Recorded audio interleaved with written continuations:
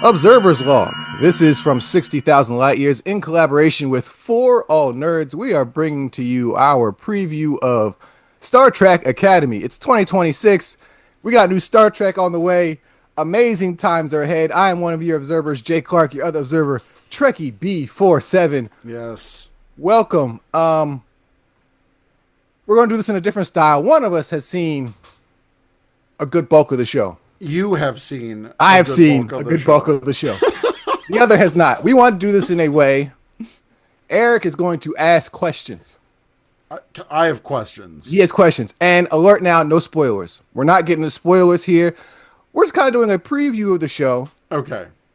based on the questions that Eric, as a Trek fan, has about the show. Because there are a lot of questions and a lot of people wondering. There's articles and There's a lot flying out right now. Yeah, I want to be a little bit of a Sherpa to encourage you to watch the show. Okay.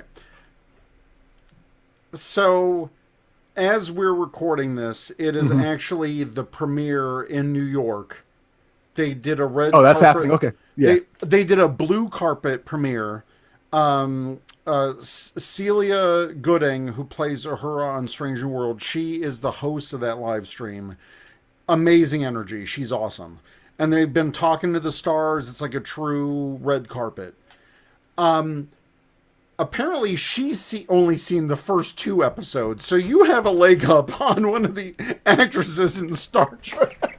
but let me just say, she was very optimistic about it. So a lot of people have been. Sorry, not to remember, yes. because a lot of people, a lot of the articles and a lot of people talking in the articles have been, and there's been a lot of skepticism. Sorry, go ahead. You drive. You're driving today. I'm sitting. Sorry.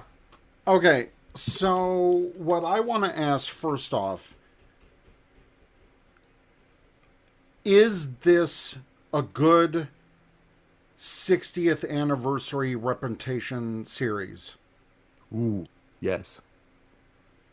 Yes. Okay. I'm trying to be vague because you be as specific as you want. Because I said I will decide on what to answer. I'm not trying to steer you into spoiler territory. No, you good. Don't worry. Right. Yeah. Obviously, when this series was announced and the casting was announced, through our conversations, it is known I am a huge Star Trek Voyager fan.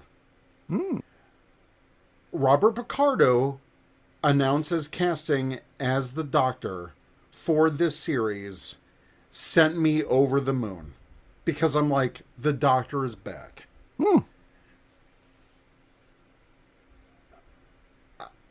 As a Voyager fan, as a diehard Voyager fan, will I be satisfied, A, with his character reprisal as the Doctor, and is he in it a lot?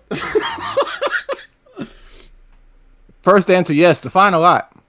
What's a lot? Is he at least, would he be considered a main character? He's at least in every episode. Is he in every episode? There may be 1 or 2 he's not. But outside of Robert Picardo, great character use across the board. Of all the characters. Of all the characters so far. And I think it's fair to say at this point that's the young cadets that we know of, Robert Picardo, Tig Notaro, Holly Hunter, and then, I forget. My boy Admiral Vance. Is he good usage? Good usage. He is essentially, as we have tied before, he is the torchbearer in a way. From like one series to the next. Right, in a way, but not in the like, hey, I'm from Discovery. No, it's natural. Great usage. But no, this one of the best things about this show is so far it is a great usage of characters across the board. Like, and the latest trailer dropped, like the Legacy trailer, where they have all of the past captains and stuff. And we saw from like other preview trailers, like there was a big Cisco wall museum. Do they give Mr. Benjamin Lafayette Cisco his flowers?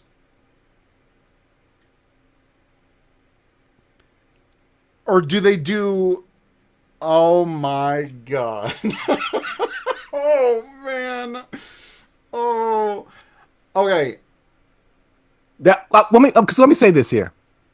I've seen some reaction videos of other accounts doing in a way they're reading the article and giving their thoughts. Sure. This has been a point that I've seen brought up a lot. Cisco, because it's announced it's a Cisco mystery, the mystery of Cisco. And I've seen a lot of hate on that approach and what is being sold in a way. Okay. I want them to shut up. Oh damn. Okay. Okay. Okay. Okay. All right. Cool. Um, and obviously through other things that we've seen in trailers and screenshots, there's that big wall with all the name characters, a lot of legacy characters. Hmm. Do you feel that they do enough Easter eggs appropriately where it doesn't become member berry territory? Yes. Okay. Yes. It's I know it's there. hard. No, to be honest, it's not a hard show to spoil. I mean, it's not an easy show to spoil. There's not really much that can be like that's going to spoil the show, and I think that's Sure. something you should kind of look forward to.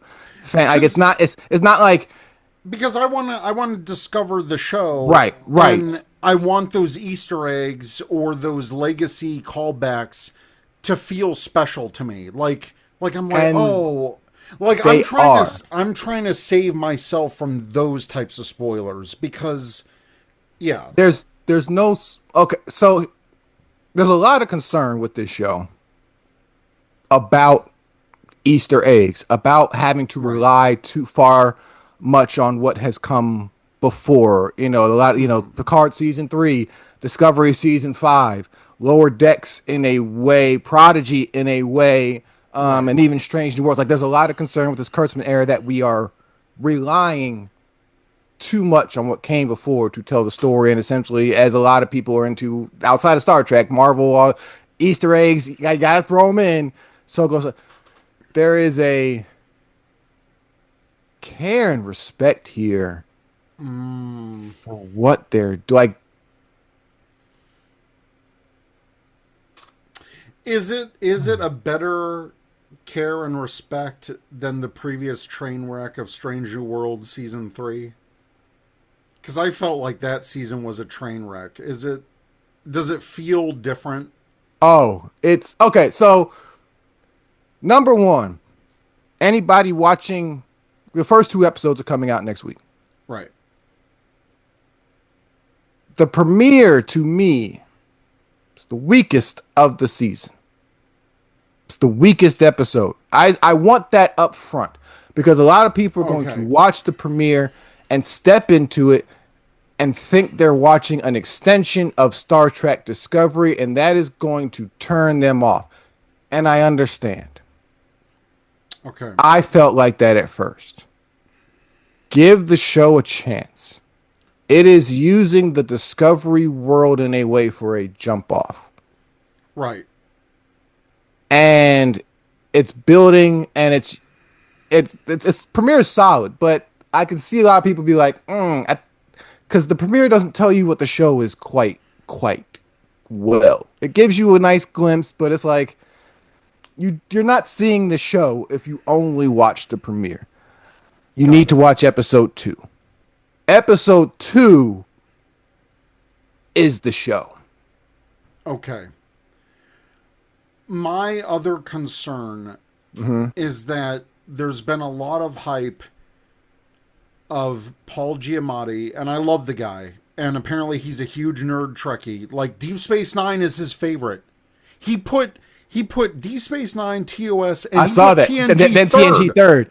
I'm not mad at the man. So I have respect for the guy. But there are concerns that since he's a quote unquote villain,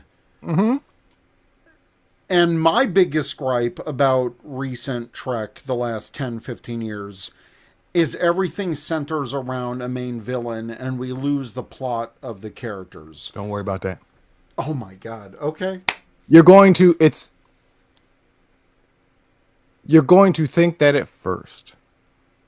And again, right now in this preview, I think the biggest thing I'm going to say is give the show time. Okay. Okay. And I don't mean that in a it's trying to figure itself out way of time. No.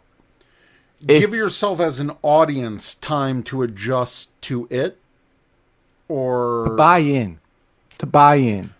The okay. show tells you what it is early. Once you want past the premiere, it's going to tell you what it is. And as a fan, I was like, okay, I'll see it if I believe it. And I believe it when I see it. Yeah. I then proceeded to witness it over and over and over again. Like there, and you have, if you have never watched anything we've done before, please Yes. go back, check previous episodes. Hell, check our last collaboration with For All Nerds on our channel. We had a conversation about some of the things we felt wrong with Trek. And we have held a lot of skepticism around this show. Yep. And it's one of the reasons why I kind of wanted to have this dynamic a little bit. Oh man. When I tell you I bought as a Trek fan, I bought in early and have yet to be let down. Oh man. And I know we have very similar tastes when it comes to Trek. Yes. This Yes. hypes me up so much. Like please like enjoy please people check this out and enjoy it. Like Trek fan. Trek fan. I don't know which side he's going to be on. You've heard us give Star Trek the blues well deservedly and for a reason. Yep. Yes, this is Kurtzman. Yes, we are coming on. Like, to me, it's good. It's good. Enjoy it. See episode 1. And that's not bad, but it's not the show. It's the setup and it's the premiere. Yeah. Take it for what it is. You are not going to know what Star Yeah. Trek Academy is from the premiere. You need to watch episode 2. And then if you don't believe episode 2, check out episode 3. And if you're not bought in by episode 3, please, I encourage you, check out episode 4. If you're not bought in by episode 4, I would say, and safely say, to be fair, check It's out not- episode 5. If you are not bought in by 5 halfway through, Right. I'm not going to be mad at you. It's just not your thing. It's just at that not your point. thing. But I will need to have some serious discussions if you're calling it not your thing, because while I see the things that will piss people off, there are some things, Sure. especially in this era, there are some things. At the core, this is Star Trek, and it's asking some questions. And very deservedly so, those questions need to be asked. Ooh. And especially in this time, both our time and their time. our time, their time, and the show itself is how I will put it. Whoa, man. And it's like it tells you, it's going to tell you, everybody will know what this show is. Episode 2, and early. Okay.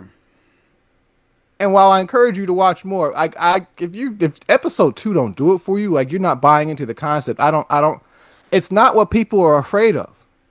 This is not some melodramatic CW CW romance. teen show.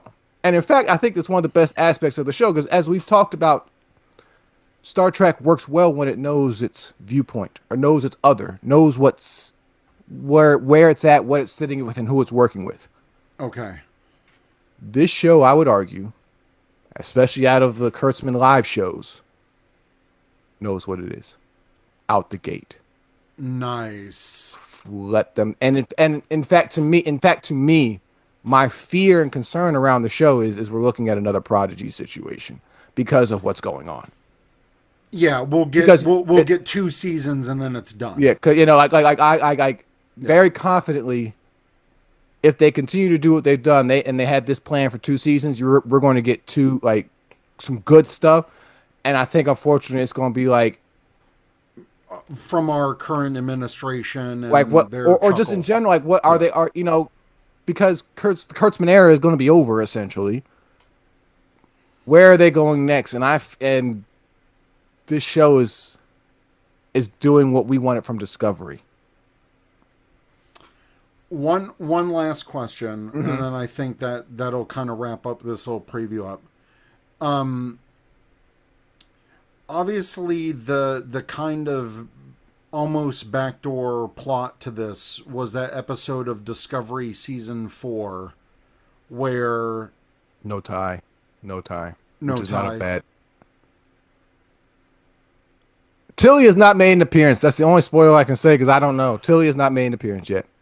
Oh, wait, okay. So in 6 episodes, she's not in it yet. She's not. Like we already. I think we're already going into this knowing she's not She's only in like present. She's one only in episode, one, and at this point, like one I'm scene. assuming it's going to be at the end. But what I've seen is, I believe this show is taking place because it was hard to exactly point out when it's taking place specifically. It's taking. Because we got, and now Jet Reno, she's pretty much a main character. I like Jet Reno here more than Discovery. Oh my god, I didn't think that was possible because I love Jet Reno in Discovery You love Jet Reno and Discovery, but we always wanted what more. more. Again, it's great. It's great character usage. Nothing feels forced. Nothing feels like somebody's just missing. So far, it's been some natural storytelling. A la Wow. to me, this show is following Deep Space Nine, the formula. It is hitting episodic, and there are some bigger things going on, but we're not. It's not the A straight to B, straight to C, straight to D, straight to so far. It's episodic, but it's telling a bigger And then thing. overall, is there like all the main cadets or pretty much any of the characters? How do I say this? Is do you feel like you like all of them, or are there ones that you love to hate, or just plain hate? I like them all personally. I like them all. Okay, I like them all. Um, because they all seem to bring something unique as students. yes, and we're learning about them. We are Okay, learning about them, and it's very one of the main goals they say is to get the younger generation in with this show, and a lot of people have been scared of that, of what that means and what that looks like. To me, and this is me as my middle millennial self, right. that looks like the youth. It's capturing what we've heard youth talk about to me in the way that and some of their challenges and I think it's a good representation for them and I And are they using the backdrop of the burn and Earth and being cut off and them coming back into Starfleet? Is that a it major part of it? is what we wanted to see from Discovery. God dang it. Yes, I am Yeah. pumped. Which like I said I'm trying to figure out when this takes place. It Well, it feels has to like it's be. taking it feels like it's taking place after season 5 but before the coda. That's what it feels like. Okay. They give a star date. I believe I have to go back. They give a star date. I think at the beginning of episode 2. I'll have to look. But it's because there's a line. There's a line where they talk about Is there a discoveries. mention of Burnham or No, no, Discovery? discoveries being retrofitted. So that leads me to believe this is taking place at season 5 is over. They are not. It's being retrofitted to for um For Calypso. Craft and Calypso. Calypso, or it's gonna take some rewatches, or that means it's super early. I guess after it got retrofitted when it found Starfleet, and but no, the Starfleet here is too advanced. So I'm led to believe it's post season 5, but before the coda. And it has to be a lot before the coda because Burnham's like old. in that. We're not sure when the de-retrofit or whatever took Yeah, place. sure. Okay. But according to this show, Discovery is in the process of being retrofitted. So that's leads me to believe it's past season 5, which is fine because I think one of the things here, it's finally this is the first show we've had in a while. Nothing is in front of it. Everything Right. is behind it. Right. And yes, again, please, from one Trek fan to another, go along for the ride and And enjoy it and because I and I have know so and I far. know a lot of people usually give shows 3 or 4 episodes before they drop it. Please, please, please, please. This is what I think a lot of us have been asking for. Awesome. Well, we'll leave it there. Please, I encourage you to check Yes. out Star Trek Academy, airing in from this point a week, maybe depending on when you see this, a little under it. January 15th on Paramount Plus. If you don't believe we've been skeptics or had some doubts, check Check out out other our episodes. Discovery episode. Check Yeah, out our Strange New yeah, like Worlds. I'm not Yeah. carrying watertight. No, the show is good. But anywho, join our crew. Like, share, subscribe. Join us on our regular duties as we go through every iteration of this great franchise on its way to its 60th anniversary at ST from 60KLY from Star Trek from 60,000 light years. That is what we do. I'm Jay Clark. That is Eric Berry, better known as Trekkie B47. We'll catch you next time. Live long and prosper.